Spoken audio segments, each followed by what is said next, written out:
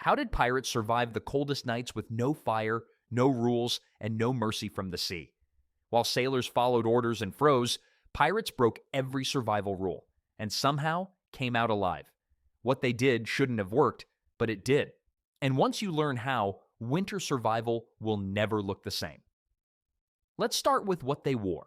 When the sun disappeared and temperatures dropped, pirates faced a brutal reality, and their fashion choices weren't about looking good. They were about staying alive through another deadly night. Wool became their best friend during freezing nights. This material worked like magic, keeping pirates warm even when soaked by ocean spray or rain. Even when wool got wet, it still held heat better than any other fabric they could find on the seas. The natural fibers created air pockets that trapped warmth. But here's the thing about pirate clothing. They didn't exactly shop at the local market. Heavy coats came from raids on naval ships and merchant vessels. These stolen jackets were often thick, lined with extra fabric, and designed for harsh naval conditions. Pirates had a unique shopping method. Take first, ask questions, never.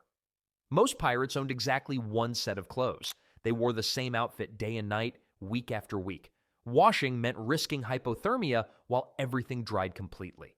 These guys invented the concept of wearing the same clothes until they could practically stand up by themselves. Pirates learned to layer smartly to maximize warmth retention and survival chances. Linen undershirts went on first, absorbing sweat and providing a crucial base layer against the skin. Then came wool shirts, followed by whatever outer coat they could grab during raids or trading. Stockings weren't just for feet either. Pirates wrapped them around arms, legs, and necks like makeshift scarves that provided additional insulation layers. Then there was the rum situation that revealed pirate ignorance about body temperature. Pirates gulped down alcohol before sleep, thinking it would warm them up from the inside out. The irony? Alcohol actually lowered their core body temperature, making them colder in the long run and more susceptible to hypothermia.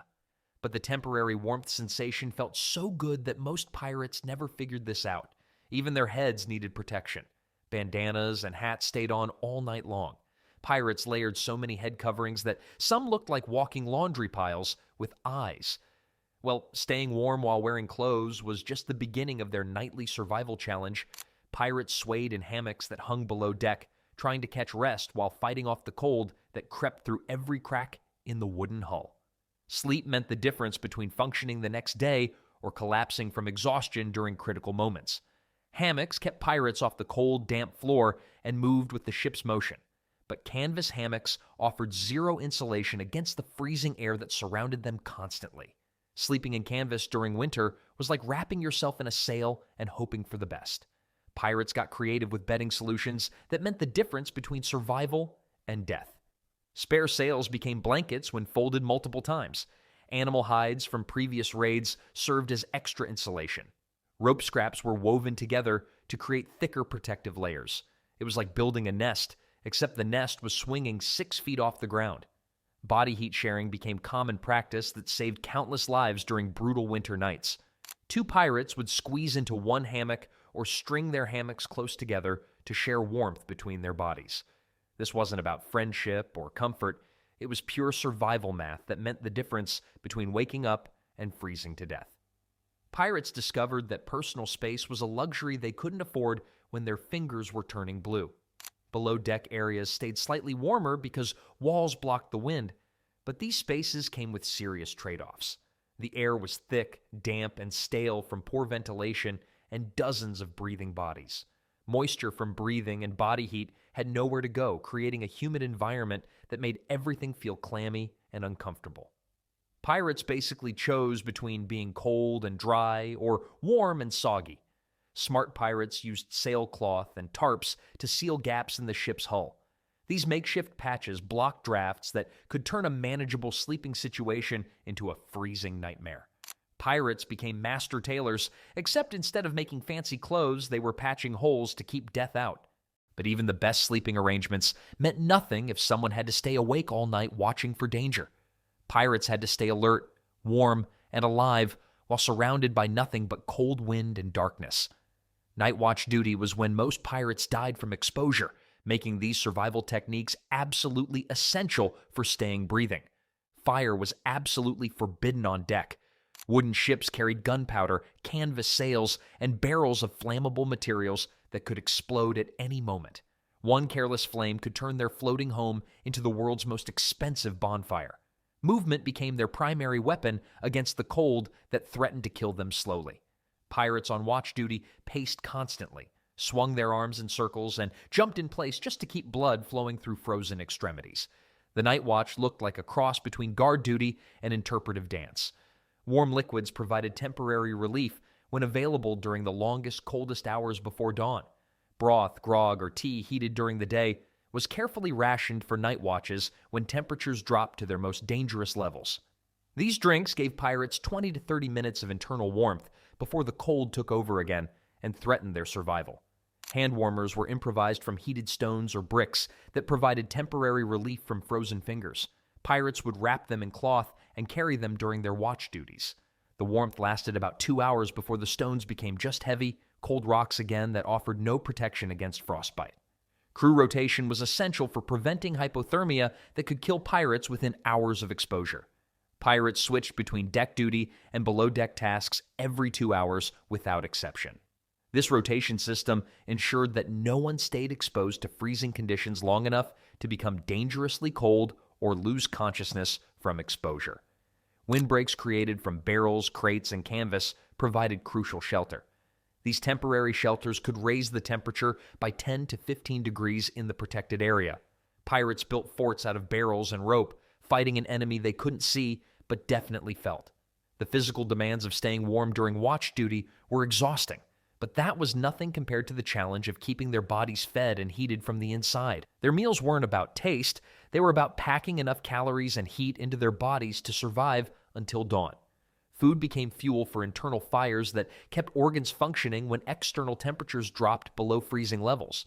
Stews dominated pirate cooking because they delivered maximum warmth per bite while using minimal precious fresh water supplies.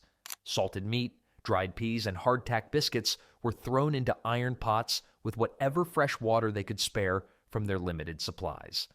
Pirate stew was the original Hot Pocket, except it actually kept you warm for hours. Timing these hot meals was crucial for maximum survival benefit during the most dangerous cold periods. Pirates learned to eat their warmest food right before sleep, giving their bodies maximum internal heat when they needed it most desperately. Hot stew before bed was like swallowing a furnace that worked all night. Salt pork and beef were staples because they kept well and provided serious calories that fueled internal heat production. Turtle meat was a special treat when they could catch one during warmer weather or coastal stops. These meats required long cooking times, but provided sustained energy that helped bodies generate heat through the night when external temperatures plummeted. Spices like pepper, clove, and nutmeg weren't just about flavor, they created a warming sensation that spread through the body like internal fire. Pirates raided merchant ships specifically looking for spice cargo, knowing these precious seasonings could make the difference between survival and death. Broths and soups had special advantages over solid foods that made them perfect for cold weather survival. Pirates could sip warm broth throughout their watch duty, maintaining internal temperature more effectively than eating cold, dry food that provided no immediate warming benefits. Iron cooking pots did double duty. After cooking, these heavy pots retained heat for hours. Pirates would wrap them in cloth and use them as bed warmers. These iron pots served as dinner plates and heating pads, making them the ultimate multi-purpose pirate gear. But staying fed and warm was only part of the battle. Keeping their ship functional in freezing conditions required completely different survival skills. Every rope, sail, and piece of equipment became an enemy that fought back against pirates trying to keep their vessel operational. Ship maintenance in freezing weather was dangerous work that claimed fingers, toes, and sometimes entire hands from frostbite damage. Ropes turned into frozen cables that were impossible to untie with normal methods without special warming techniques. Pirates had to thaw them using warm seawater or by rubbing them between their hands until friction generated enough heat. Frozen ropes were like trying to work with cables made of solid ice. Frozen sails presented a different challenge that required dangerous physical solutions. Ice accumulated on the canvas, making it heavy and impossible to adjust properly. Pirates used oars and clubs to beat the ice off systematically. Pirates spent their mornings playing whack-a-mole with ice chunks falling from 30 feet above their heads. Working with bare hands was the norm because gloves were rare and expensive luxury items that most pirates never owned. The constant handling of frozen metal and rope led to cracked skin, permanent numbness, and long-term damage that affected pirates for the rest of their shortened lives. Many pirates lost feeling in their fingers permanently after just one brutal winter at sea. Deck surfaces became skating rinks covered in ice that made walking dangerous and potentially deadly during storms. Pirates scattered sand or sawdust across the deck to create traction and prevent crew members from sliding overboard into freezing water. Ice accumulation on masts and rigging was a constant threat that could bring down the entire ship if left unchecked. Pirates had to climb frozen masts with bare hands to knock down ice accumulation manually, risking falls and serious injury. Climbing icy rigging meant doing acrobatics on frozen monkey bars while the whole structure rocked back and forth. The physical toll of maintaining ships in freezing conditions was severe. Pirates developed permanent hand injuries, lost fingers to frostbite, and suffered from chronic pain caused by repeated exposure to extreme cold. But what if the ships themselves were secretly helping them survive in ways they never realized? Pirate ships accidentally became floating survival machines, and the pirates had no idea they were living in winter fortresses. Most pirate vessels were stolen merchant ships or converted smaller vessels never designed for comfort or cold weather survival. But their basic structure created unexpected advantages that helped crews survive brutal winter conditions at sea. These floating wooden boxes turned out to be better winter shelters than anyone realized. Smaller hulls and low deck designs trapped body heat below deck more effectively than larger naval vessels with high ceilings. The cramped lower quarters stayed warmer than open sea winds could penetrate, creating natural heat pockets that saved lives during the coldest nights of winter voyages. Wooden planks made from thick oak offered surprisingly good insulation compared to the thinner or cheaper woods used in hastily built naval ships. These thicker hulls helped retain internal warmth generated by crew activities, cooking, and shared body heat from dozens of pirates packed together in tight spaces.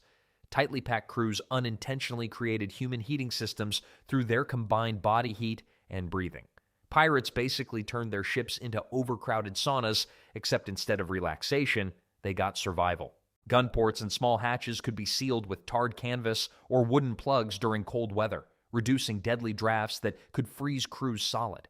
Pirates learned to block every opening that let cold air penetrate their floating homes, turning ships into surprisingly effective wind barriers.